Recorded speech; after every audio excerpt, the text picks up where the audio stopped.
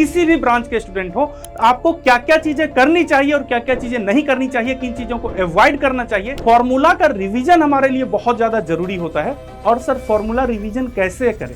आपको बिल्कुल इस पर नहीं रहना है। लास्ट ईयर का पेपर सॉल्व करना तो बहुत जरूरी है ही, उसको आपने सॉल्व किया, लेकिन उस पर डिपेंडेंट नहीं रहिए, उस पर निर्भर नहीं रहिए कि लास्ट टाइम ऐसे ऐसे पूछा था, एक ऑटो ट्रांसफार्मर का पूछा गया था। Hello dear students, welcome to the session and welcome to engineers वाला। आइए आज के सेशन में do's and don't for SSC JEE CBT 2 को डिस्कस करने वाले। यानी कि एसएससी जेईई सीबीटी 2 की अगर आप तैयारी कर रहे हैं, चाहे आप किसी भी ब्रांच के स्टूडेंट हो, तो आपको क्या क्या चीजें करनी चाहिए और क्या क्या चीजें नहीं करनी चाहिए, किन चीजों को अवॉइड करना चाहिए, इन सारे चीजों पर कंप्लीट डिटेल डिस्कशन करने वाले हैं। आइए सबसे पहले देखते हैं क्या क्या करना चाहिए, मस्ट डू पॉइंट्स क्या क्या है। सबसे पहला पॉइंट देखिए, कवर द एंटायर सिलेबस। आपको सिलेबस कंप्लीट कवर करना है। ऐसा नहीं है कि कोई भी सिंगल से सिंगल टॉपिक आपने छोड़ दिया। Do not leave even a single topic untouched. भाई एसएससी जेईई सीबीटी 2, इसका मतलब आप समझते हो? इसका मतलब यह है कि सीबीटी 1 में ऑलरेडी जो बेहतरीन स्टूडेंट्स होते हैं, जो अच्छे स्टूडेंट्स होते हैं, वही क्वालिफाई करते हैं सीबीटी 1। उन्हीं को मौका मिलता है सीबीटी 2 देने के लिए। तो मेरे भाई, अगर आपको मौका मिला है सीबीटी 2 देने के लिए, तो आपके जितने कॉम्पिटिटर्स होंगे सारे के सारे अच्छे हैं। वहां पर अच्छे लोगों से आपका मुकाबला है, ठीक है। जिन लोगों को आपको बीट करना था पहले, आपने ऑलरेडी बीट कर दिया। अब इन अच्छे लोगों में से आपको बहुत सारे स्टूडेंट्स को बीट करके आपको अपना सिलेक्शन लेना है। यहां पर आपको पता नहीं होता है कि किस टॉपिक से क्वेश्चन आएंगे ही आएंगे, किस टॉपिक से क्वेश्चन नहीं आएंगे। तो मेरे भाई, अगर कोई सिंगल टॉपिक, चाहे वो कोई टफ टॉपिक भी हो ना, आपको कई बार लगता है कि सर ये टफ टॉपिक है, इसको हम छोड़ देते हैं, क्या दिक्कत है? दिक्कत तब हो जाती है जो अगले बार उसी टफ टॉपिक से कोई आसान क्वेश्चन पूछ लिया गया। ऐसे टॉपिक जिसको हर बार नजरअंदाज किए जाते थे, वैसे टॉपिक से अगर आपसे क्वेश्चन पूछ लिया गया, तो मेरे भाई वहां पर आपको क्वेश्चन को सॉल्व करना बहुत ज्यादा जरूरी है। इतने कंपटीशन है, इतने स्टूडेंट्स पेपर दे रहे हैं, सारे के सारे अच्छे स्टूडेंट्स हैं, कोई ना कोई उस क्वेश्चन को जरूर सॉल्व करके आएंगे। ध्यान रखना इस बात को। कभी आपको यह गलतफहमी नहीं होनी चाहिए, अगर ये क्वेश्चन मुझसे नहीं सॉल्व हो पाया तो किसी से नहीं सॉल्व हो पाएगा। ऐसा बिल्कुल गलतफहमी मत रखना, ठीक है। सबका अपना प्रिपरेशन लेवल अलग अलग होता है, कोई आपको बीट कर सकते हैं कभी भी किसी एग्जाम में, ठीक है। आइए दूसरा पॉइंट देखते हैं, practice the questions that you could not solve during the mock test. आपके सिलेक्शन में मॉक टेस्ट का बहुत बड़ा रोल होता है। और मॉक टेस्ट किस लिए देते हो? आप कहोगे सर सिर्फ अपना पोटेंशियल चेक करने के लिए? नहीं। अपनी गलतियों को देखने के लिए? नहीं। पोटेंशियल तो आप अपना चेक करते ही हो, आप ठीक है मिस्टेक्स को भी देखते हो। आपको जो मॉक टेस्ट से सीखने का मौका मिलता है, क्या सीखना चाहिए? वैसे तमाम क्वेश्चंस, चाहे न्यूमेरिकल्स हो, थ्योरेटिकल्स हो, जिसको आप सॉल्व नहीं कर पाए, या बहुत क्वेश्चंस ऐसे जिसको आपने गलत सॉल्व किया, उन क्वेश्चंस को स्पेशली हाईलाइट करके रखिए। टेस्ट का पेपर आपके पास सेव रहता है पीडीएफ लैपटॉप या मोबाइल में, उसको आपको ओपन करना है और वहां पर वो सारे क्वेश्चंस, उसको बहुत अच्छे से प्रैक्टिस कीजिए जिसको आपने सॉल्व नहीं कर पाया था टेस्ट में। अगर आप ऐसा करते हो ना, फिर आपका लेवल इंप्रूवमेंट होता है। अगर सिर्फ अपनी गलतियों को चेक करने के लिए बार बार टेस्ट दे रहे हो, अपना लेवल चेक करने के लिए टेस्ट दे रहे हो, तो उससे कोई खास इंप्रूवमेंट आप में नहीं होने वाला है। आपका नॉलेज इंप्रूव होना चाहिए, यह आपका मेन टारगेट होगा। मेन टारगेट होना चाहिए कि आपका नॉलेज इंप्रूव हो। पहले आपको एक पार्टिकुलर टॉपिक के बारे में नहीं जानते थे, लेकिन टेस्ट में आ गए, अब हमें उसको अच्छे से तैयार करना है। किताब लीजिए, नोट्स निकालिए और वहां से तैयार कीजिए उस टॉपिक को, अगर आपका प्रिपेयर नहीं है तो। क्लियर? नेक्स्ट देखते हैं, फोकस ऑन थ्योरेटिकल क्वेश्चंस। जितने जेईई एग्जामिनेशंस होते हैं, वहां पर थ्योरेटिकल क्वेश्चंस बहुत ज्यादा इंपॉर्टेंट रोल प्ले करता है। आपके अच्छे मार्क्स सीबीटी 1 में आए, आप तैयारी कर रहे हो, प्रिपरेशन कर रहे हो, ये बहुत जरूरी है आपको थ्योरेटिकल क्वेश्चंस की प्रैक्टिस करो, क्योंकि न्यूमेरिकल्स ऑलरेडी आपने सॉल्व कर रखा है। न्यूमेरिकल आप सॉल्व कर दोगे, बहुत कम न्यूमेरिकल्स ऐसे होंगे जो आपसे सॉल्व नहीं होंगे, बहुत आसान न्यूमेरिकल्स पूछे जाएंगे आपसे। लेकिन जहां मिस्टेक्स होते हैं वो थ्योरेटिकल क्वेश्चंस। और थ्योरेटिकल क्वेश्चंस में अपने को कई बार लगता है कि ऑप्शन सी करेक्ट है, लेकिन बाद में पता चलता है सी नहीं, ऑप्शन ए करेक्ट है। आपको पता है कि यहां पर 33% निगेटिव मार्किंग है, 1/3 निगेटिव मार्किंग है। तो मेरे भाई, एग्जाम में कोई भी ऐसी गलती मत करना जिससे ज्यादा निगेटिव मार्क्स आप लेकर आओ। निगेटिव मार्क्स से आपको बिल्कुल बचना है। तो थ्योरेटिकल क्वेश्चंस आपको अच्छे से तैयार करने हैं और उसके लिए आप प्रिफर करिए कि अगर कोई किताब थोड़े बहुत भी कुछ जैसे किसी मशीन का कंस्ट्रक्शन है उसको अगर थोड़े बहुत बुक से पढ़ सकते हो, कोई पार्टिकुलर टॉपिक्स में अगर कोई दिक्कतें आ रही है तो जरूर उसको पढ़िए। उससे आपको बहुत ज्यादा इंप्रूवमेंट मिलने वाला है, बहुत मदद मिलने वाला है उस चीज से। ठीक है, नेक्स्ट,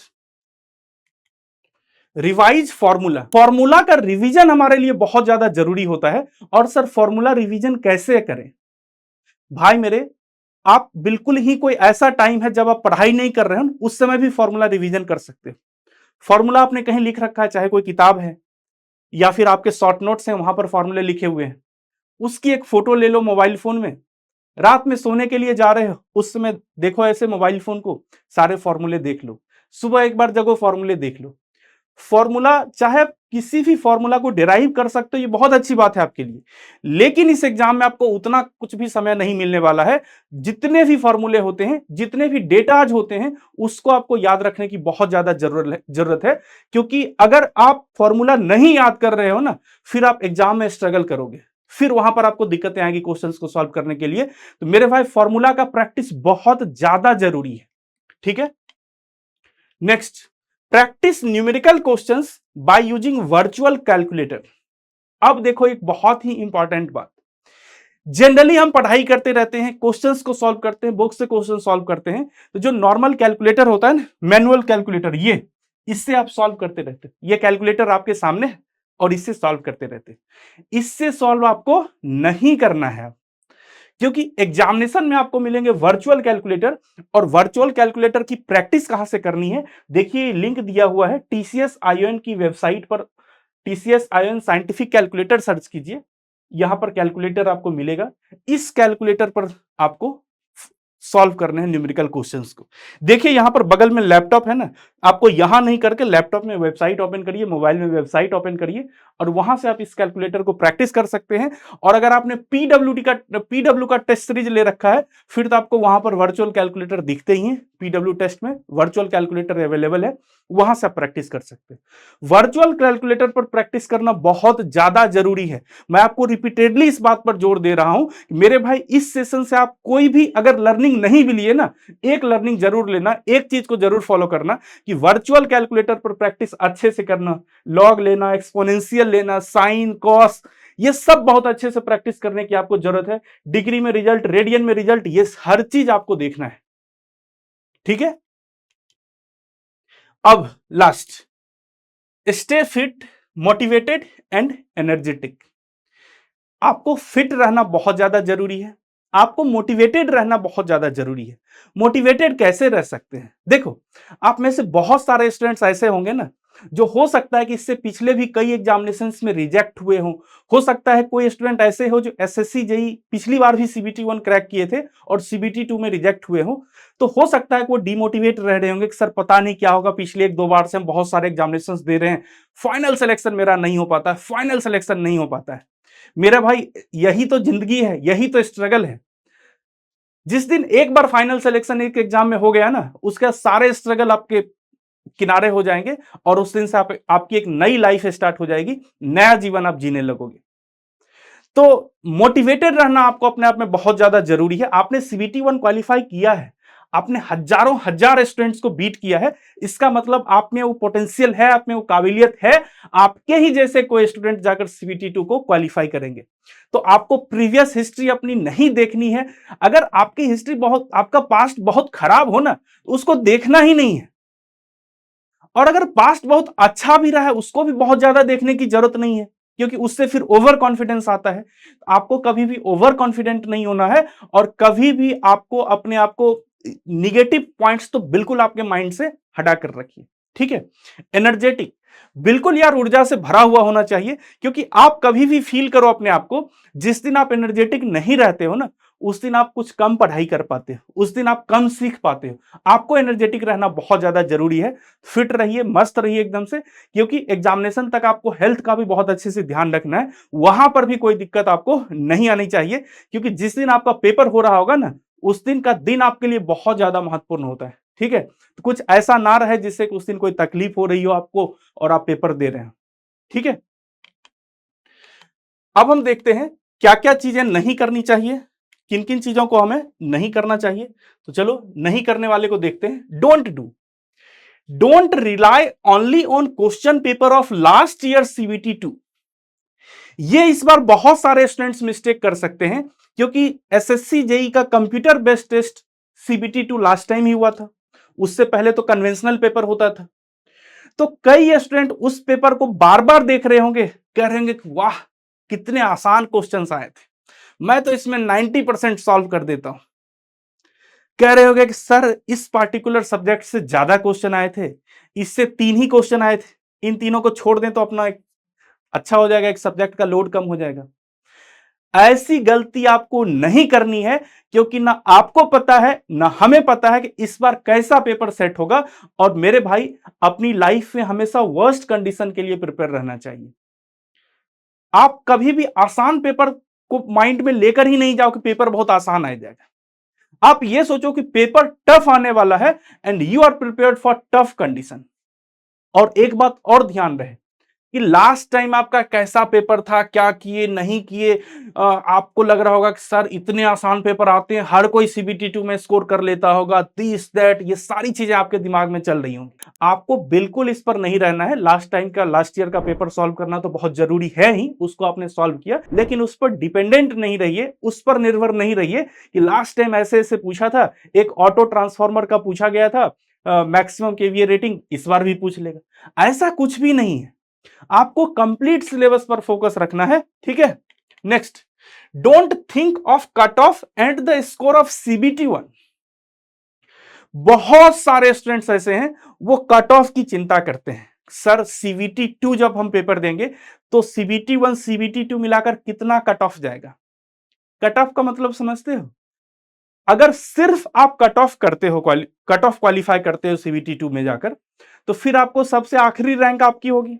अगर आपने जस्ट कट ऑफ क्लियर किया है, आपकी सबसे आखिरी रैंक होगी, तो उसमें जो सबसे लास्ट प्रेफरेंस वाले पोस्ट होंगे वो आपको मिलेंगे। ठीक है, दूसरी बात, मान लो कहीं पर कट ऑफ जा रहा है 380, मान लिया ऐसा कि 380 का एक फिगर है कट ऑफ। अब आपके दिमाग में आ गया 380 लाने, 380 लाने हैं, आप टेस्ट दे रहे हो, मॉक टेस्ट। आप सीबीटी 1 का मार्क्स आपको पहले पता है, उसमें सीबीटी 2 का मार्क्स ऐड करोगे, आप देखोगे 380 नहीं आ रहा, 370 आ रहा है। थोड़ा और मेहनत करते हैं, जिस दिन 380 आएगा आप खुश हो जाओगे। अब 380 आ गया, अब तो अपना सिलेक्शन लेकर रहेंगे। भाई सिर्फ कट ऑफ के लिए अगर आप तैयारी कर रहे हैं तो बहुत बहुत बड़ी गलती कर रहे हो। हमेशा टॉप करने के लिए आपको तैयारी करनी चाहिए, क्योंकि जिस दिन बहुत ज्यादा अच्छा प्रिपरेशन हो जाएगा ना, उस दिन आप एग्जाम में जाओगे, एग्जाम हॉल में, हो सकता है उस दिन थोड़ी तबीयत आपकी खराब हो सकता है वो दिन आपका ना हो, 3-4 क्वेश्चंस ज्यादा आपसे गलती हो रही है, फिर भी आप सिलेक्शन लेकर आओगे। कई स्टूडेंट्स ऐसे मिलते हैं, सर 1 मार्क से सिलेक्शन नहीं हुआ, सर मेरा पेपर खराब गया। कैसे खराब गया? कहेंगे सर 3-4 क्वेश्चंस मैंने गलत कर दिए। भाई ये क्वेश्चन सिर्फ आपने ही गलत नहीं किया, जिसका सिलेक्शन हुआ ना उससे भी पूछो, उसने भी गलती करी थी। गलती हर एक इंसान से होती है, लेकिन उसमें और आप में यही अंतर था कि आप 380 का टारगेट करके गए थे और वो फुल मार्क्स का टारगेट करके गया था, इसलिए उसका सिलेक्शन हुआ, आपका सिलेक्शन नहीं हुआ। इसलिए हमेशा टॉप करने का टारगेट रखो। ठीक है, ये बात मैं बार बार रिपीटेडली कहता हूं। भाई बहुत पछताओगे अगर 1 मार्क से 2 मार्क्स से सिलेक्शन नहीं होता है ना, बहुत ज्यादा पछताओगे। इसलिए आपको टॉप करने के लिए चलना है। ठीक है, टॉपर बनो। Next, don't under estimate your self. कभी भी अपने आप को कम नहीं आकलन करना चाहिए, कभी भी अंडर एस्टिमेट मत करो। ऐसा कभी मत सोचो कि सर मेरी किस्मत अच्छी थी और सीबीटी 1 निकल गया, अब सीबीटी 2 में कुछ नहीं होने वाला है। भाई अगर आपका सीबीटी 1 निकला है, इसका मतलब है कि आप में बहुत जबरदस्त पोटेंशियल है और आप बहुत आसानी से सीबीटी 2 भी क्लियर करोगे, बहुत आसानी से सीबीटी 2 क्लियर करोगे। इसलिए कभी भी अपने आप को अंडर एस्टिमेट करो ही मत। जिस दिन आप अपने आप को अंडर एस्टिमेट कर दिया ना कि ये काम हमसे नहीं हो सकता है, मैं लिख कर दे रहा हूं, गारंटी के साथ कह रहा हूं कि वो काम कभी आप नहीं कर पाओगे। और जिस दिन आप अपने आप में कॉन्फिडेंस रखते हो कि ये सिलेक्शन मेरा होगा, ये एक सीट में मुझे पक्की करनी है सीबीटी 2 में, तो बिल्कुल जरूर अगर आप मेहनत करोगे तो वो सीट आपकी होगी। ठीक है, तो इन चीजों को आपको देखना है। Next, do not target any other exam till SSC JE CBT 2। देखो, अगर आप आखिरी मुकाम पर हो, सीबीटी 2 बस क्लियर कर दिए, नौकरी आपके हाथ में, आपकी तैयारी अच्छी चल रही है, टेस्ट में अच्छे मार्क्स आ रहे हैं। अब आपके ध्यान में आ रहा होगा कि सर एक और एग्जाम सामने आने वाला है, सर उसे भी थोड़ा देख लेते हैं। अगर उसका सिलेबस सिर्फ टेक्निकल है तब तो कोई बात नहीं, लेकिन वहां पर कुछ और भी आपको पढ़ना है, तो थोड़ा सा आपको यहां पर सावधानी बरतने की जरूरत है कि एसएससी जेई सीबीटी 2 जिसमें कि बिल्कुल आप नजदीक आ चुके हो सिलेक्शन के, तो यहां पर कहीं ना कहीं आप प्रयास कीजिए कि अदर एग्जामिनेशन पर अभी फोकस मत कीजिए। जिस दिन आपका पेपर हो जाएगा 6 नवंबर को, उसके बाद भी आपके पास बहुत टाइम रहेंगे। आरआरबी जेई सीबीटी 1 ना दिसंबर में होगा, उसके बाद भी टाइम रहेंगे। आपने चूंकि प्री निकाला एसएससी जेई सीबीटी 1, आपका नॉन टेक अच्छा होगा, आपके जीएस वाले पोर्शंस भी अच्छे होंगे, करंट अफेयर्स आपको पता होगा, तो कहीं कहीं आप बेहतरीन करके आओगे। ठीक है, एक महीने में बहुत कुछ कर सकते हो। तो यहां पर आपको सीबीटी 2 पर फोकस करना है। ऐसा नहीं कि बाकी सारे एग्जामिनेशंस को भी रोज देखते रहे, रोज देखते रहे। हर किसी को यह मौका मिलता ही नहीं है, हर किसी को अपॉर्चुनिटी मिलती ही नहीं है कि सीबीटी 2 का पेपर लिखे। आपको अपॉर्चुनिटी मिली है, उस अपॉर्चुनिटी को कभी जाने मत दो, क्योंकि जिस दिन एग्जाम हो गया और आप अच्छे से नहीं उसमें ला पाए ना, बहुत पछताओगे उस दिन। ठीक है, बहुत पछताओगे। ठीक है, तो मेरे भाई यही सारे रहे do's and don'ts for this SSC JE CBT 2। तो आप में से कोई स्टूडेंट अगर मेरे ऑफिशियल टेलीग्राम चैनल को ज्वाइन करना चाहते हैं, तो यहां पर देखिए मयंक सर पीडब्ल्यू, ये हमारा स्कैन, यहां से आप स्कैन भी कर सकते हो और आप बहुत आसानी से मेरे टेलीग्राम चैनल पर अगर कोई क्वेरीज है तो वहां पर आप पूछ सकते हैं मुझसे। ठीक है, आई होप कि सारी चीजें आपको बहुत अच्छे से डिटेल में पता चली होगी कि क्या क्या करना चाहिए, क्या क्या नहीं करना चाहिए। तो जो मेरा एक्सपीरियंस था वो मैंने अपने एक्सपीरियंस के अकॉर्डिंगली यहां पर चीजों को बताया। और आपको लग रहा है कि सर कहीं कहीं और भी इन सारे चीजों की और जरूरत है करने की, तो वो भी आप कमेंट्स में लिख सकते हो, मेंशन कर सकते हो। आप में से अगर कोई क्वालिफाइड स्टूडेंट्स हैं, वो अगर इस चीज को देख रहे होंगे, वो कहेंगे नहीं सर एक दो पॉइंट्स और ऐड करने की जरूरत है आपको, आप जरूर वो कमेंट्स में उन सारे पॉइंट्स को लिख देना। Thank you so much for attending this session, thank you so much.